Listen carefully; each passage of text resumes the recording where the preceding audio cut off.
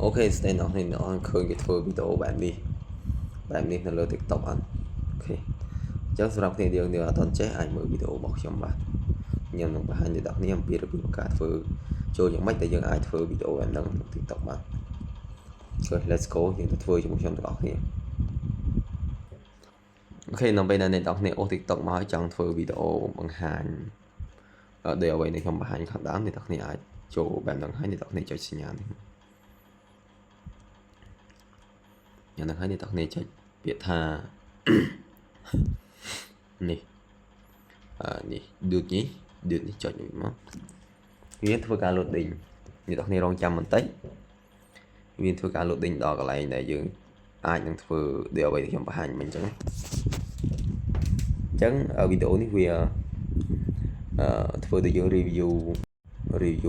វាកាត់ background ស្អាតអញ្ចឹងអ្នកនរគ្នាអញ្ចឹង style វាគឺ style បែបនេះ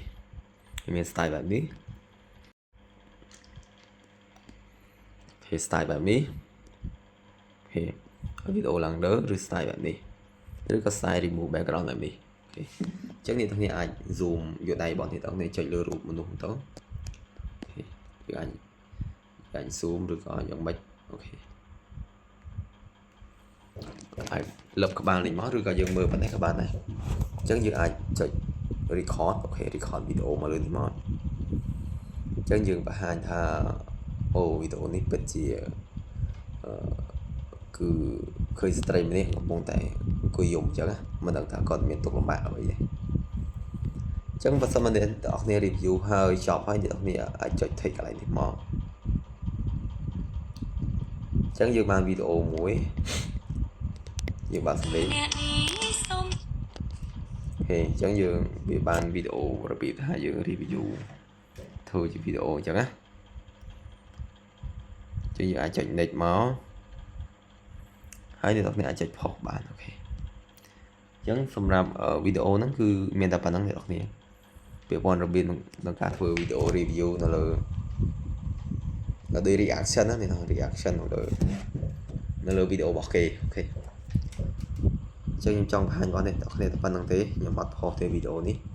ដោយសារវាជាវីដេអូគេហើយខ្ញុំគ្រាន់ធ្វើជាការបង្ហាញដល់អ្នកទាំងគ្នាទេអូខេអរគុណអ្នកនរគ្នាសម្រាប់ការតាមដានទស្សនាខ្សែវីដេអូរបស់ខ្ញុំអំពីរបៀបការ review វីដេអូរបស់គេនៅលើ TikTok អូខេreview ឯថា reaction ជា reaction វីដេអូរបស់គេនៅលើ TikTok អូខេជាស្រ័យអ្នកនរគ្នាហើយវីដេអូខ្លីរបស់ខ្ញុំគឺមានតែប៉ុណ្្នឹងទេមកដែរពេកបាយបាយអ្នកនរគ្នាជួបខ្ញុំខ្សែវីដេអូក្រោយជើងមក discard មក discard ទៀតយើងមកដើមវិញអូខេខ្ញុំខ្វាញ់វិញមកអូខេ